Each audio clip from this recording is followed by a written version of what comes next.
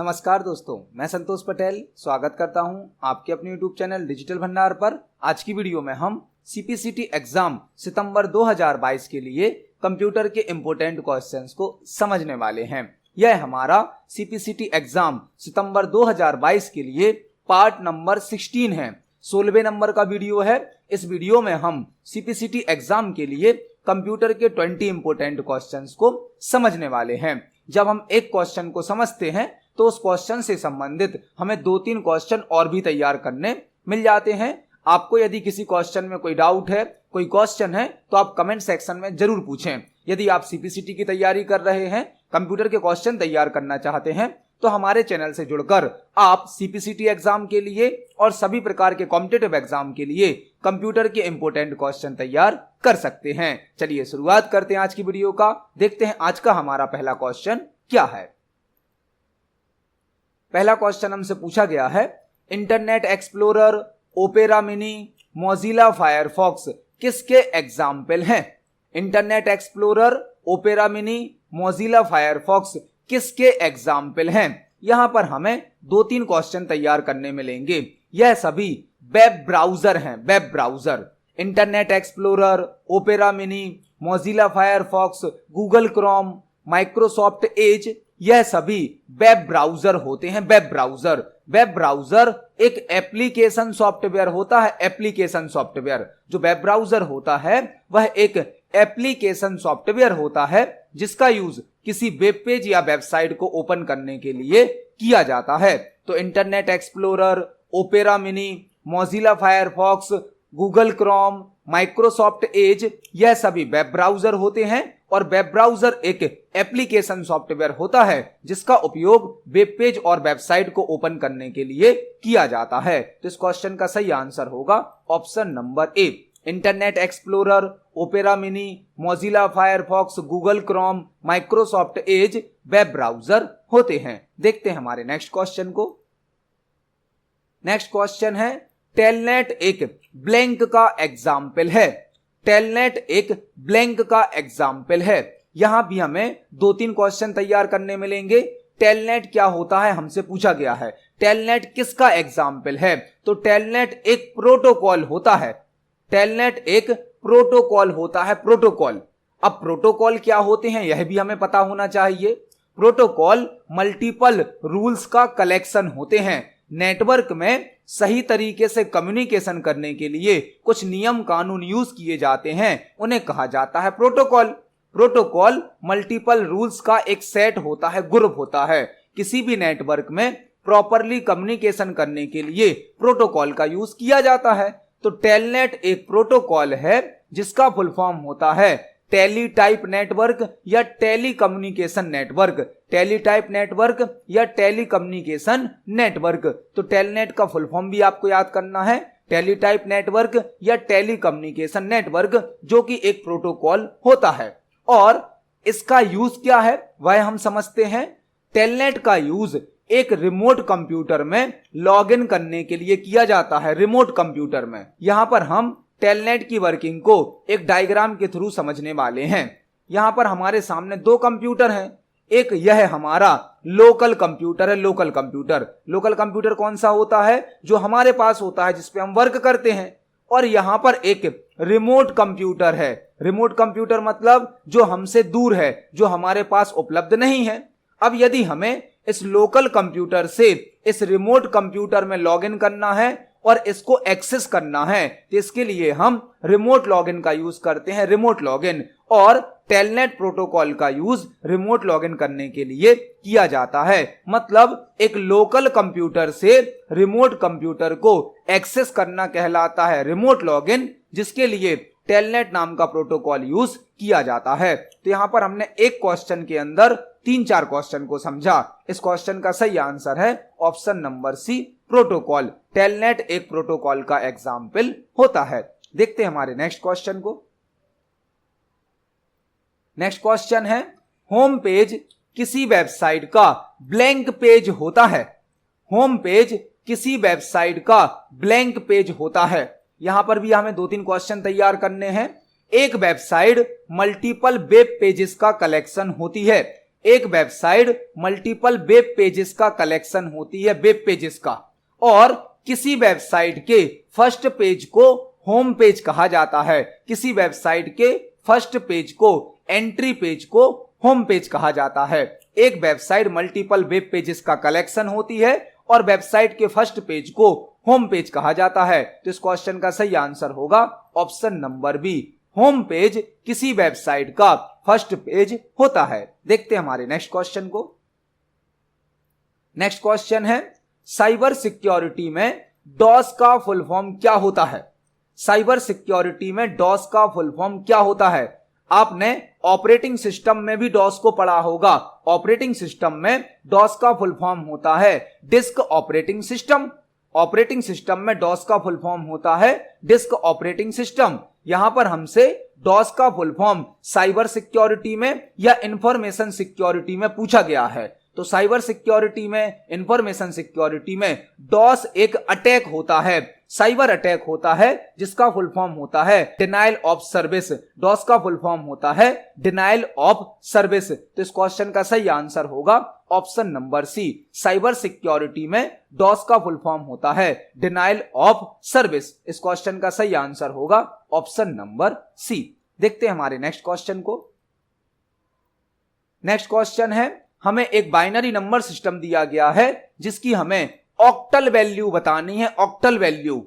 यह question computer number system से संबंधित है, कंप्यूटर नंबर सिस्टम से संबंधित। अब सीपीसीटी के एग्जाम में 2 से 3 क्वेश्चन कंप्यूटर नंबर सिस्टम के जरूर होते हैं।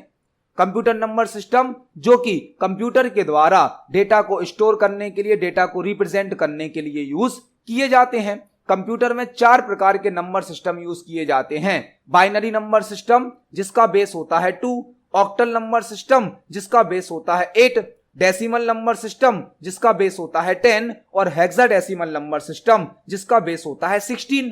हमें यहां पर एक बाइनरी नंबर सिस्टम दिया गया है और हमें इसकी ऑक्टल वैल्यू बतानी है। मतलब हमें इस बाइनरी नंबर सिस्टम को ऑक्टल नंबर सिस्टम में बदलना है और आंसर बताना है।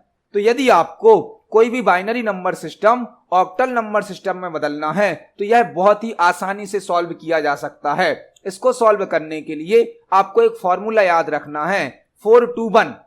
4 to 1 फॉर्मूला लगाकर आप किसी भी बाइनरी नंबर सिस्टम को बहुत ही आसानी से ऑक्टल नंबर सिस्टम में कन्वर्ट कर सकते हैं। यदि आपको कोई बाइनरी नंबर दिया गया है और आपको उसको ऑक्टल में बदलना है तो आप 4 to 1 फॉर्मूला याद रखेंगे, 4 to 1।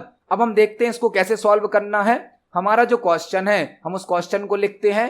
क्वेश्चन है 1 0 1 0। हमें इस बाइनरी नंबर में राइट साइड से, पीछे साइड से 3 अंकों का ग्रुप बनाना है, 3 अंकों का।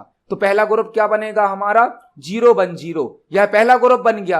अब यहां पर बचा है 1, हमें ग्रुप बनाना है 3 अंकों का। तो हम इस 1 के आगे 2 0 ऐड कर देंगे, मतलब 3 अंक ही हमारे ग्रुप में होंगे। 3 डिजिट का हमें ग्रुप बनाना है। तो पहला ग्रुप हमारा क्या बन गया 0 0 1, दूसरा ग्रुप बन गया हमारा 0 1 0।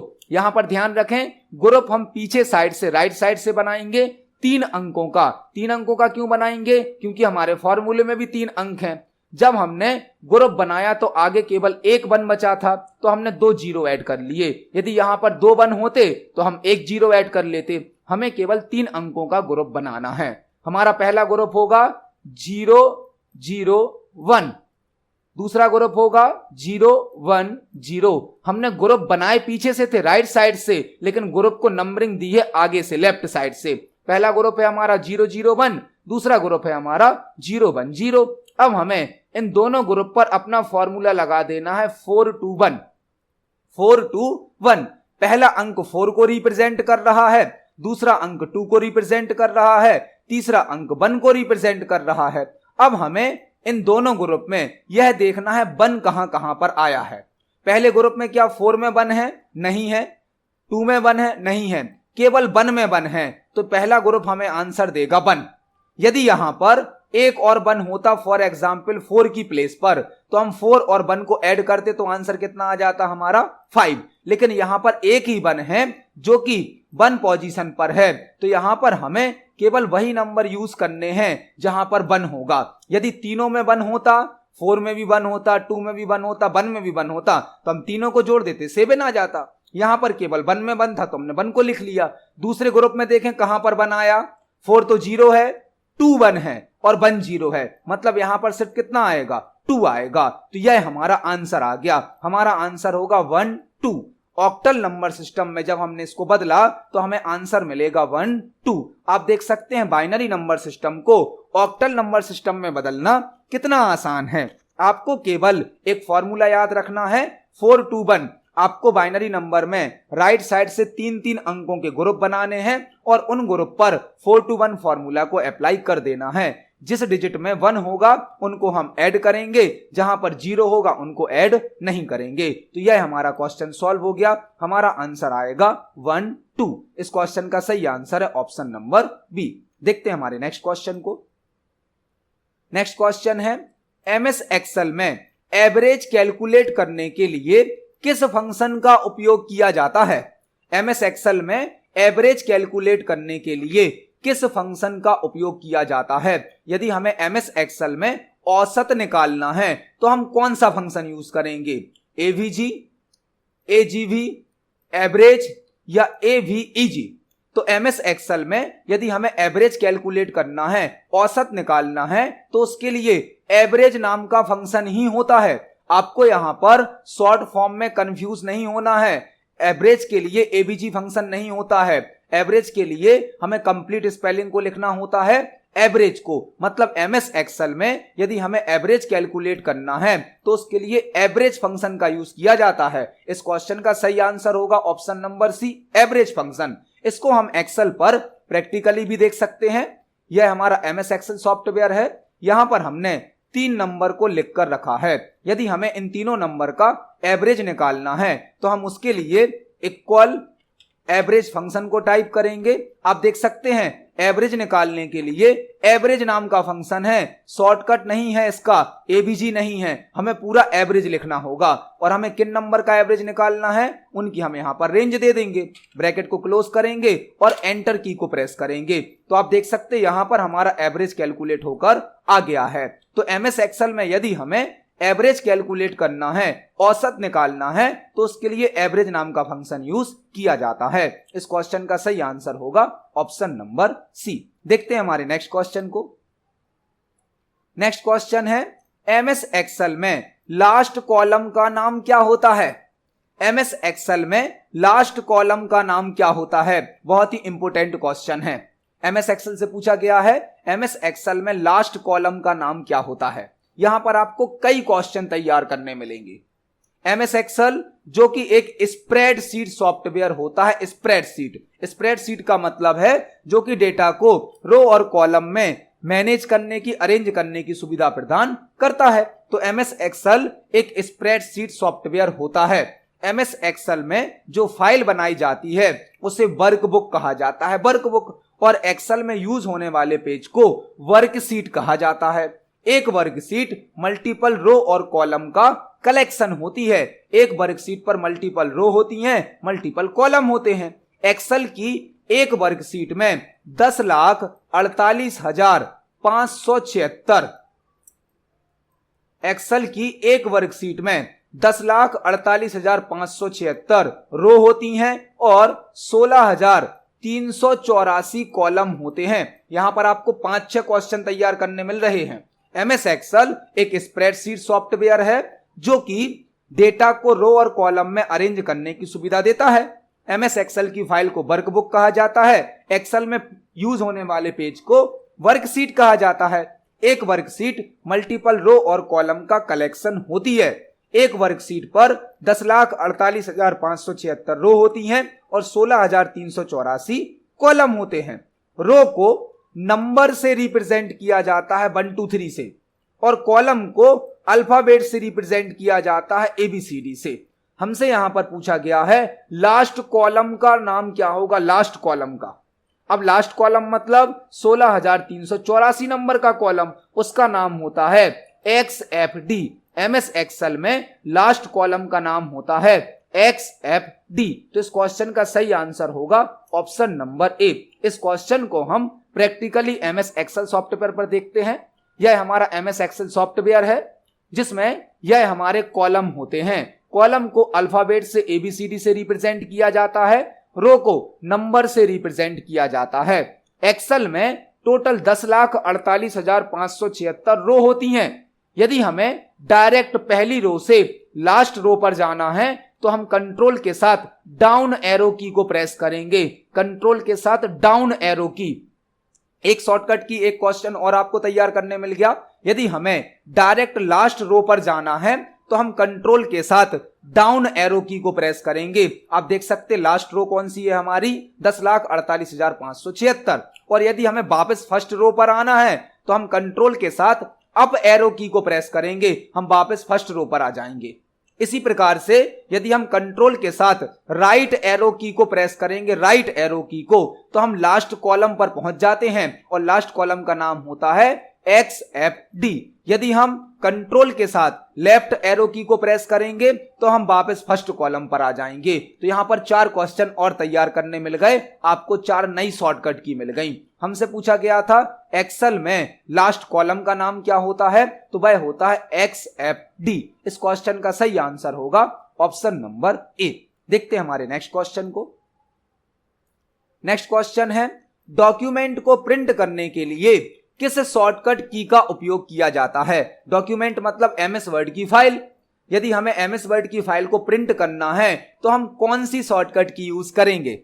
बहुत ही बेसिक और सिंपल क्वेश्चन है। किसी भी डॉक्यूमेंट को, किसी भी फाइल को प्रिंट करने के लिए प्रिंट ऑप्शन का यूज किया जाता है, जिसकी शॉर्टकट की होती है Ctrl+P।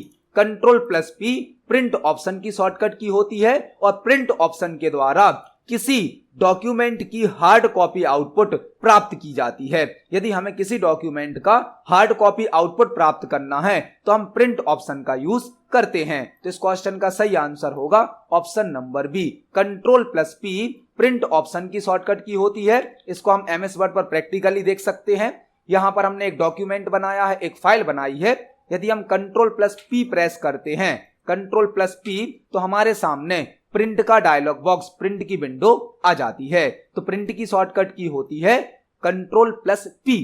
यहां पर आपको एक क्वेश्चन और तैयार करना है। आपसे पूछा जा सकता है कि प्रिंट प्रीव्यू की शॉर्टकट की क्या होती है। प्रिंट प्रीव्यू की शॉर्टकट की, प्रिंट प्रीव्यू क्या होता है। प्रिंट आउट निकालने से पहले डॉक्यूमेंट को चेक करना प्रिंट प्रीव्यू कहलाता है। यदि हमें किसी डॉक्यूमेंट का प्रिंट आउट निकालना है तो प्रिंट आउट निकालने से पहले डॉक्यूमेंट को चेक करना प्रिंट प्रीव्यू कहलाता है, जिसके लिए Ctrl+F2 का यूज किया जाता है। Ctrl+F2 प्रिंट प्रीव्यू की शॉर्टकट की होती है और Ctrl+P प्रिंट ऑप्शन की शॉर्टकट की होती है। तो इस क्वेश्चन का सही आंसर है ऑप्शन नंबर बी। देखते हैं हमारे नेक्स्ट क्वेश्चन को। नेक्स्ट क्वेश्चन है FTP का फुल फॉर्म क्या होता है। FTP का फुल फॉर्म बहुत ही बेसिक और सिंपल क्वेश्चन है, कई बार पेपर में पूछा गया है। FTP का फुल फॉर्म क्या होता है। FTP एक प्रोटोकॉल है। यहां पर हमें 3-4 क्वेश्चन तैयार करने मिलेंगे। FTP एक प्रोटोकॉल है जिसका फुल फॉर्म होता है फाइल ट्रांसफर प्रोटोकॉल। FTP एक प्रोटोकॉल है जिसका फुल फॉर्म होता है फाइल ट्रांसफर प्रोटोकॉल, और यह प्रोटोकॉल किसी फाइल को अपलोड और डाउनलोड करने के लिए यूज किया जाता है। यदि हमें नेटवर्क में किसी फाइल को अपलोड या डाउनलोड करना है तो FTP प्रोटोकॉल का यूज किया जाता है। और FTP प्रोटोकॉल का सबसे बड़ा एडवांटेज यह होता है कि यह फाइल को कंप्रेस करके ट्रांसफर करता है। मतलब यदि एक बड़ी फाइल हमें नेटवर्क में सेंड करनी है, ट्रांसफर करनी है, तो पहले यह प्रोटोकॉल उसको कंप्रेस करता है, उसकी साइज को कम करता है, उसके बाद फाइल को ट्रांसफर कर देता है। मतलब फास्ट स्पीड में किसी फाइल को अपलोड या डाउनलोड करने के लिए FTP प्रोटोकॉल का यूज किया जाता है, जिसका फुल फॉर्म होता है फाइल ट्रांसफर प्रोटोकॉल। तो इस क्वेश्चन का सही आंसर होगा ऑप्शन नंबर बी। FTP का फुल फॉर्म होता है फाइल ट्रांसफर प्रोटोकॉल। देखते हैं हमारे नेक्स्ट क्वेश्चन को। नेक्स्ट क्वेश्चन है लैन, मैन, वैन किसके एग्जाम्पल हैं। लैन, मैन, वैन किसके एग्जाम्पल हैं। यहां पर भी हमें 3-4 क्वेश्चन तैयार करने मिलेंगे। लैन, मैन, वैन कंप्यूटर नेटवर्क के एग्जाम्पल हैं। कंप्यूटर नेटवर्क के टाइप्स होते हैं लैन, मैन, वैन, पैन, कैन, कई प्रकार के कंप्यूटर नेटवर्क होते हैं। हमसे पूछा गया है लैन, मैन, वैन किसके एग्जाम्पल हैं? तो यह तीनों कंप्यूटर नेटवर्क के या नेटवर्क के एग्जाम्पल हैं। अगला क्वेश्चन हम यह तैयार कर रहे हैं कि नेटवर्क क्या होता है। नेटवर्क मल्टीपल कंप्यूटर और मल्टीपल डिवाइसेस का कलेक्शन होता है। नेटवर्क का यूज इंफॉर्मेशन को और रिसोर्सेस को शेयर करने के लिए किया जाता है। एक नेटवर्क मल्टीपल कंप्यूटर और मल्टीपल डिवाइसेस का कलेक्शन होता है जिसका यूज इंफॉर्मेशन और रिसोर्सेस को शेयर करने के लिए किया जाता है। नेटवर्क के मल्टीपल टाइप्स होते हैं जैसे कि LAN local area network, MAN metropolitan area network, वैन वाइड एरिया नेटवर्क और सबसे छोटा एक नेटवर्क होता है पैन पर्सनल एरिया नेटवर्क। तो यह तीनों नेटवर्क के टाइप हैं। पैन का फुल फॉर्म होता है पर्सनल एरिया नेटवर्क, लैन का फुल फॉर्म होता है लोकल एरिया नेटवर्क, मैन का फुल फॉर्म होता है मेट्रोपॉलिटन एरिया नेटवर्क और वैन का फुल फॉर्म होता है वाइड एरिया नेटवर्क। तो इस क्वेश्चन का सही आंसर होगा ऑप्शन नंबर डी, लैन, वैन, मैन नेटवर्क के एग्जाम्पल होते हैं। देखते हैं हमारे नेक्स्ट क्वेश्चन को। नेक्स्ट क्वेश्चन है एमएस वर्ड में किसी वर्ड के सिनोनिम्स और एंटोनिम्स फाइंड करने के लिए किस ऑप्शन का उपयोग किया जाता है? एमएस वर्ड में किसी वर्ड के सिनोनिम्स और एंटोनिम फाइंड करने के लिए किस ऑप्शन का उपयोग किया जाता है? यदि हमें एमएस वर्ड में किसी शब्द के सिनोनिम्स मतलब पर्यायवाची शब्द, समानार्थी शब्द और एंटोनिम्स मतलब ब्लोम या विरोधी शब्द फाइंड करना है, सर्च करना है, तो हम कौन सा ऑप्शन उपयोग करेंगे? एमएस वर्ड में किसी वर्ड के सिनोनिम्स और एंटोनिम्स को फाइंड करने के लिए किस ऑप्शन का उपयोग किया जाता है? एमएस वर्ड का एक बहुत ही पावरफुल फीचर होता है थिसोरस। यहां पर आपको 3-4 क्वेश्चन तैयार करने मिलेंगे। एमएस वर्ड में यदि हमें किसी वर्ड का सिनोनिम और एंटोनिम फाइंड करना है तो थिसोरस ऑप्शन का यूज किया जाता है। थिसोरस जो कि एमएस वर्ड के रिव्यू टैब में प्राप्त होता है, रिव्यू टैब में, और इसकी शॉर्टकट की होती है शिफ्ट प्लस F7। तो एमएस वर्ड में यदि हमें किसी वर्ड के सिनोनिम्स और एंटोनिम्स को फाइंड करना है तो थिसोरस ऑप्शन का यूज किया जाता है जो कि एमएस वर्ड के रिव्यू टैब में प्राप्त होता है और इसकी शॉर्टकट की होती है शिफ्ट प्लस F7। तो इस क्वेश्चन का सही आंसर होगा ऑप्शन नंबर सी। इस क्वेश्चन को हम एमएस वर्ड सॉफ्टवेयर पर प्रैक्टिकली देख सकते हैं। फॉर एग्जाम्पल हमने यहां पर एक वर्ड को सिलेक्ट किया, बेस्ट वर्ड को हमने अपने डॉक्यूमेंट में बेस्ट वर्ड को सिलेक्ट किया है। अब यदि हम रिव्यू टैब में जाते हैं और यहां पर थिसोरस ऑप्शन को सिलेक्ट करते हैं तो हमें बेस्ट वर्ड के सिनोनिम्स और एंटोनिम यहां पर शो किए जाते हैं। इस लिस्ट में मल्टीपल सिनोनिम्स होते हैं और मल्टीपल एंटोनिम्स होते हैं। एमएस वर्ड में यदि हमें किसी वर्ड के सिनोनिम्स और एंटोनिम को फाइंड करना है तो थिसोरस का यूज किया जाता है। थिसोरस ऑप्शन रिव्यू टैब में प्राप्त होता है, इसकी शॉर्टकट की होती है shift plus F7, shift plus F7। तो इस क्वेश्चन का सही आंसर था ऑप्शन नंबर सी, थिसोरस। देखते हैं हमारे नेक्स्ट क्वेश्चन को। नेक्स्ट क्वेश्चन है text, image, audio, video, animation के कलेक्शन को क्या कहा जाता है? Text, image, audio, video, animation के कलेक्शन को क्या कहा जाता है? जब हम text, image, audio, video, animation सब मिला देते हैं तो क्या बनता है? उसे कहा जाता है मल्टीमीडिया। मल्टी मतलब कई, मीडिया मतलब माध्यम। अपनी इंफॉर्मेशन को, हमारी किसी जानकारी को लोगों तक पहुंचाने के लिए मल्टीमीडिया हमें कई प्रकार के मीडिया, कई प्रकार के माध्यम प्रोवाइड करता है। मल्टीमीडिया 2 वर्ड से मिलकर बना है, मल्टी प्लस मीडिया। मल्टी मतलब कई, तो यहां पर कई माध्यम हैं, text, image, audio, video, animation. Media का मतलब है माध्यम। तो अपनी किसी इंफॉर्मेशन को अधिक से अधिक लोगों तक बहुत ही आसान तरीके से, अच्छे तरीके से पहुंचाने के लिए मल्टीमीडिया का यूज किया जाता है और मल्टीमीडिया में text, image, audio, video, animation का यूज किया जाता है। मल्टीमीडिया यही 5 एलिमेंट से मिलकर बना होता है। तो इस क्वेश्चन का सही आंसर होगा option number C, text, image, audio, video, animation के कलेक्शन को मल्टीमीडिया कहा जाता है। देखते हैं हमारे नेक्स्ट क्वेश्चन को। नेक्स्ट क्वेश्चन है हमें 2 बाइनरी नंबर दिए गए हैं और हमें दोनों बाइनरी नंबर का सबट्रैक्शन करके रिजल्ट बताना है। यहां पर हमें 2 बाइनरी नंबर दिए गए हैं, हमें पहले बाइनरी नंबर में से दूसरे बाइनरी नंबर को घटाना है सब्ट्रैक्ट करना है और हमें आंसर बताना है, आंसर क्या आएगा। यह क्वेश्चन बाइनरी सब्ट्रैक्शन से लिया गया है, बाइनरी सब्ट्रैक्शन। अब सीपीसीटी के पेपर में number system, binary arithmetic operation, complement के क्वेश्चन भी पूछे जाते हैं। तो जो क्वेश्चन अभी हमें दिया गया है, इस क्वेश्चन में हमें दो बाइनरी नंबर दिए गए हैं। हमें पहले बाइनरी नंबर में से दूसरे बाइनरी नंबर को घटाना है और आंसर बताना है। इस क्वेश्चन को सॉल्व करना बहुत ही आसान है, यह बहुत ही बेसिक क्वेश्चन है। आपको केवल बाइनरी सब्ट्रैक्शन के 4 नियम याद करने होंगे। आपको केवल बाइनरी सब्ट्रैक्शन के 4 रूल्स याद करने हैं। वह नियम होते हैं, जब हम 0 में से 0 को घटाएंगे तो आंसर प्राप्त होगा 0। 0 में से 0 घटाने पर आंसर क्या प्राप्त होगा? 0। 1 में से 0 को घटाने पर आंसर प्राप्त होगा 1। फिर 1 में से 1 को घटाने पर आंसर प्राप्त होगा 0। यह 3 रूल्स, यह 3 नियम तो बेसिक हैं जो आपने पहले भी मैथ में यूज करे हैं। 0 में से 0 को घटाने पर 0 प्राप्त होगा, 1 में से 0 घटाने पर 1 प्राप्त होगा, 1 में से 1 घटाने पर 0 प्राप्त होगा। लेकिन हमारा जो अंतिम नियम है, लास्ट रूल्स है, इसको ध्यान से समझना होगा। जब हम 0 में से 1 घटाएंगे, 0 में से 1 घटाएंगे तो यह नहीं घटेगा।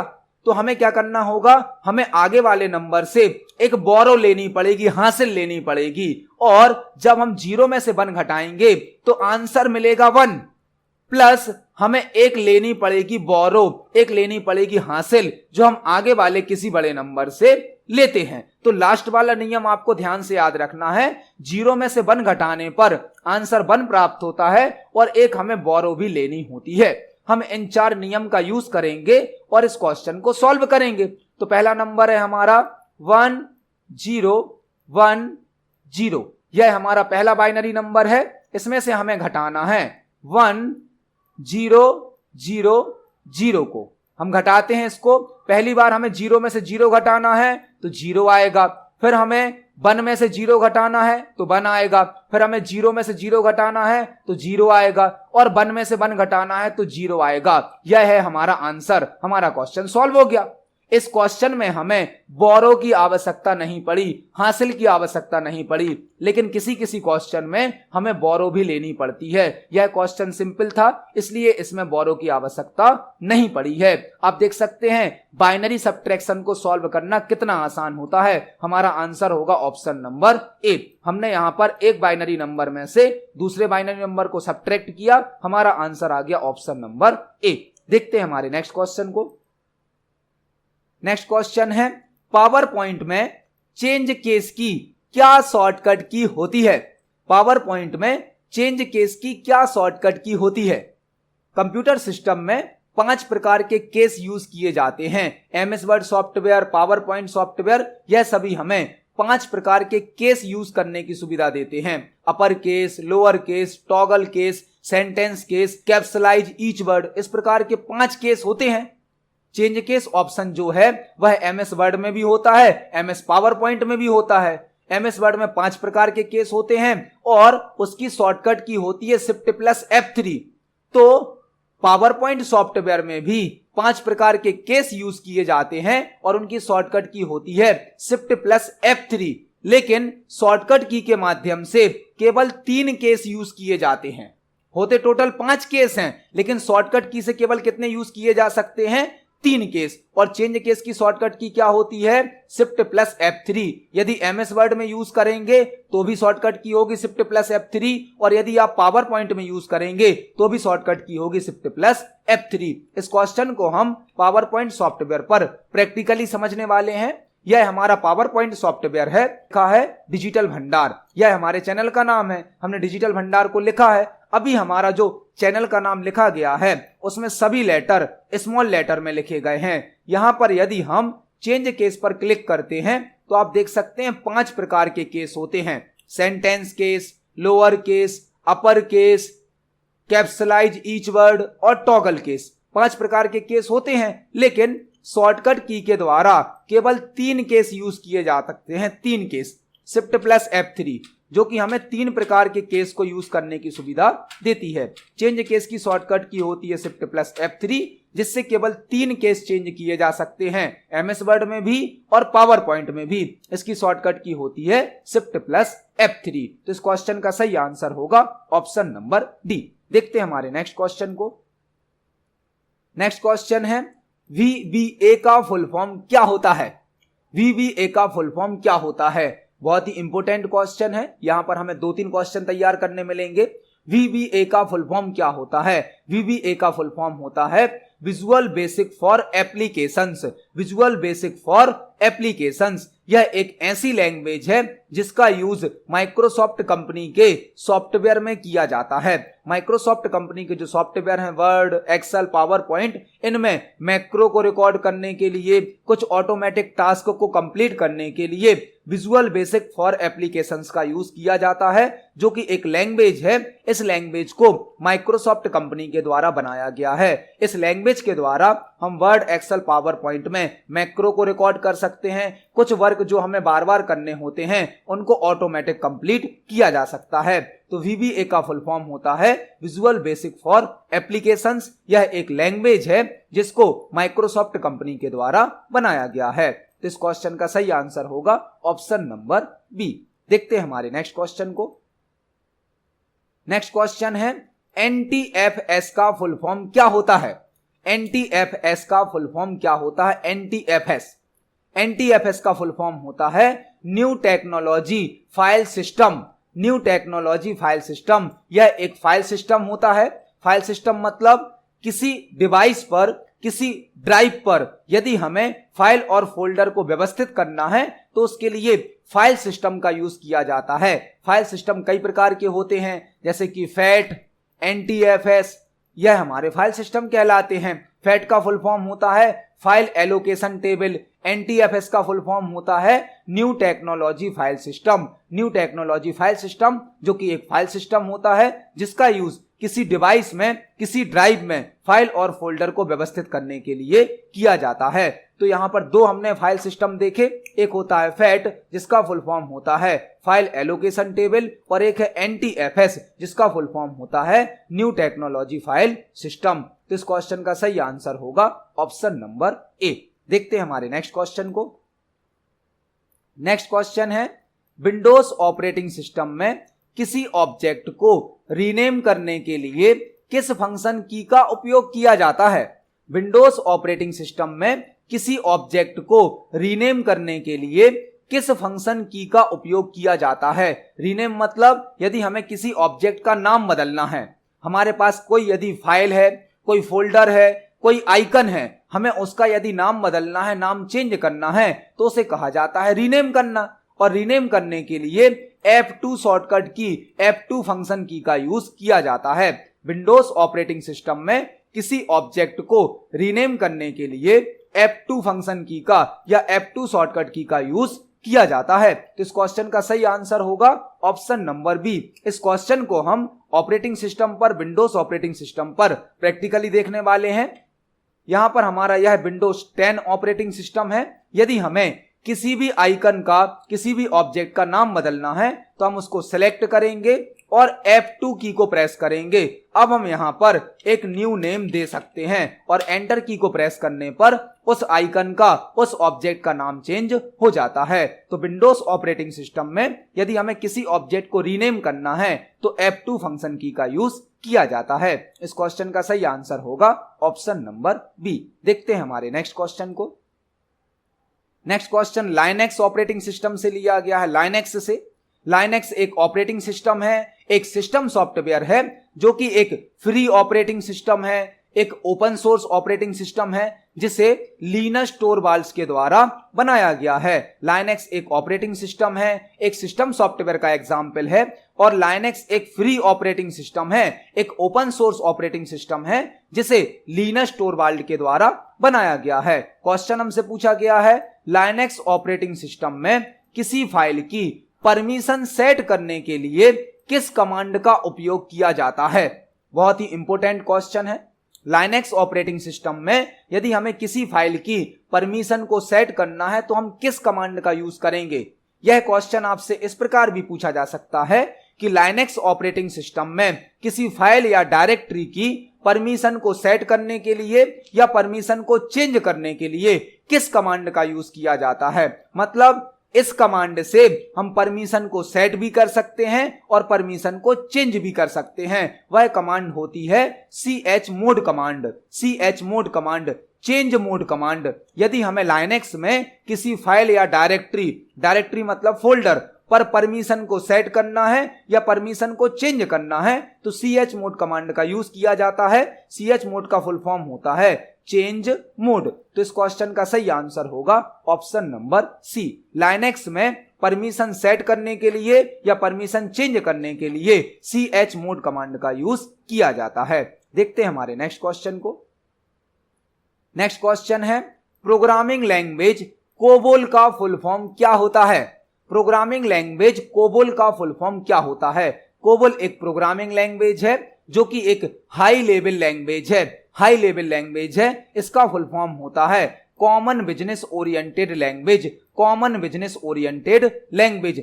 कोबोल एक प्रोग्रामिंग लैंग्वेज है जो कि एक हाई लेवल लैंग्वेज है और कोबोल का फुल फॉर्म होता है common business oriented language. Common business oriented language. देखते हैं हमारे नेक्स्ट क्वेश्चन को। नेक्स्ट क्वेश्चन है हार्ड कॉपी आउटपुट को सॉफ्ट कॉपी आउटपुट में कन्वर्ट करने के लिए किसका उपयोग किया जाता है। हार्ड कॉपी आउटपुट को सॉफ्ट कॉपी आउटपुट में कन्वर्ट करने के लिए किसका उपयोग किया जाता है। हार्ड कॉपी आउटपुट वह कहलाता है जो पेपर पर प्रिंट होता है। पेपर पर जो आउटपुट प्रिंट हो जाता है उसे कहा जाता है हार्ड कॉपी आउटपुट। और सॉफ्ट कॉपी आउटपुट वह होता है जो हमें मॉनिटर स्क्रीन पर शो किया जाता है। तो यदि हमें सॉफ्ट कॉपी आउटपुट को हार्ड कॉपी में बदलना है तो प्रिंटर काम आता है।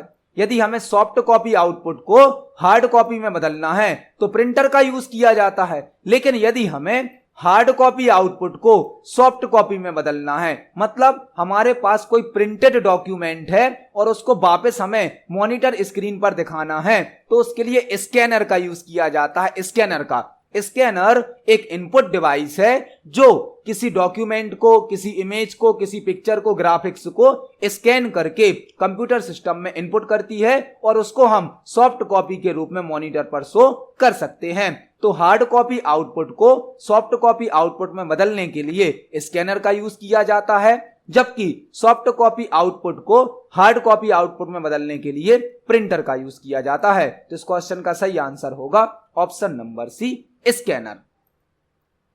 तो आज की वीडियो में हमने सीपीसीटी एग्जाम के लिए कंप्यूटर के 20 इंपोर्टेंट क्वेश्चंस को समझा है। जब हमने एक क्वेश्चन को समझा तो उससे संबंधित हमें 2-3 क्वेश्चन और भी तैयार करने मिले। आप सभी क्वेश्चंस को पढ़ें, समझें। यदि आपका कोई क्वेश्चन है, कोई डाउट है तो कमेंट सेक्शन में जरूर पूछिए। वीडियो पसंद आती है तो वीडियो को लाइक करें, ज्यादा से ज्यादा शेयर करें। मिलते हैं अगली वीडियो में। धन्यवाद।